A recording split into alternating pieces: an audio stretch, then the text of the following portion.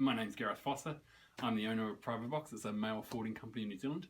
And today we're talking to you about how to set up a company in New Zealand on behalf of your client. So these are the 5 things you need to do. You need to know when you're doing this. And we've made this with Australian accountants in mind, but anybody who is looking to set up a company on behalf of somebody else will get benefit from this. And the 3 main benefits for helping your clients set up a company in New Zealand is that with this business model, you'll set up a monthly recurring revenue, and you'll also cement that relationship with your client. Okay, so once you help them set up this operation in New Zealand, for an extra 4.5 million people for the marketplace, it'd be very hard for them to change to another provider. And finally, it would make you look more modern and unique in the marketplace as well. So without further ado, let's get into the 5 things you need to know when you're setting up a company in New Zealand. So number 1, the different company types. Okay, so you've got overseas company and you've got New Zealand company. Now, New Zealand company is resident in New Zealand for tax purposes, and it has to have a New Zealand resident director or an Australian resident director. An overseas company is non-resident for tax purposes, and the directors can be resident anywhere in the world. Now, there's more details and differences, and I'll detail those in the PDF.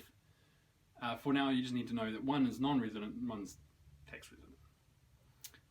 And number 2, how do you actually do it? Okay, so you can contact a New Zealand accountant or lawyer to set it up on your behalf. You can actually do it online at business.govt.nz/companies.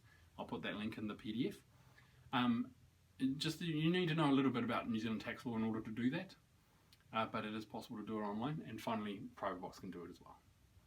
Number 3, virtual office providers.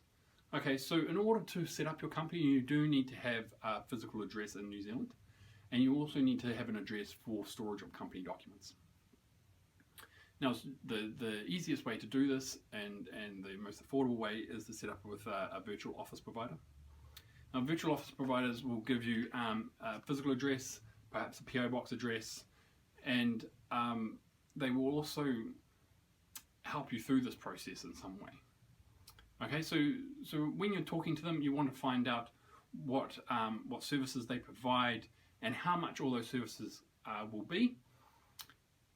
And I think that's about it. That's probably all you need to know with the virtual office providers. And number 4 is web presence. Okay, so I just wanted to let you know about the New Zealand domain names. We've got .co.nz. That's the traditional one, so say like privatebox.co.nz. You've also got .kiwi. That's the informal one, a little bit more fun and recently released, only a year or 2 old. And then we've also got .nz. And finally, I just wanted to talk a little, before we move on to the next section, just wanted to talk a little bit about Google Maps as well. They'll really help your Google search rankings. So you want to make sure that that address that you're using is one that you can use in Google Maps for your client.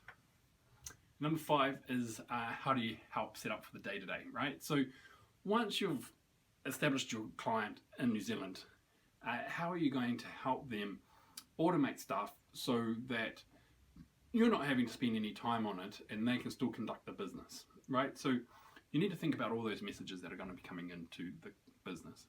You're going to be having email messages, so is that going through to the New Zealand domain name, acmelimited.co.nz. Now perhaps you just suggest to them that they could get forwarded through to the Australian team. Second, you've got the phone calls coming in. So would you help them set up a local phone number and just get those calls forwarded through to Australia? Or perhaps you might get them answered in New Zealand and transferred to Australia like a virtual receptionist. And thirdly is the mail that arrives. Now, the thing about mail is that you want to be able to profile those or file those according to the different clients you have. So if you have one account and you've got 10 different clients, you want to make sure that when the mail arrives at Acme Limited, it's not mixed up with Shoes R Us. Okay, and then also you want to be able to automate it so the Acme Limited is scanned automatically and emailed to Acme Limited directly, and you don't have to intervene at all. And then if the mail returns for Shoes R Us, perhaps you can set up an automatic rule to have that forwarded by a courier every week. So those are the 5 things that you need to think about when you're setting up a company in New Zealand on behalf of your client. And just to let you know that this is what PrivateBox does, right? And we're really good at it. So we scored 98% customer satisfaction in the last 12 months. In the next video, I talk about exactly how we do it. If you're interested, just click the link below. Thanks very much.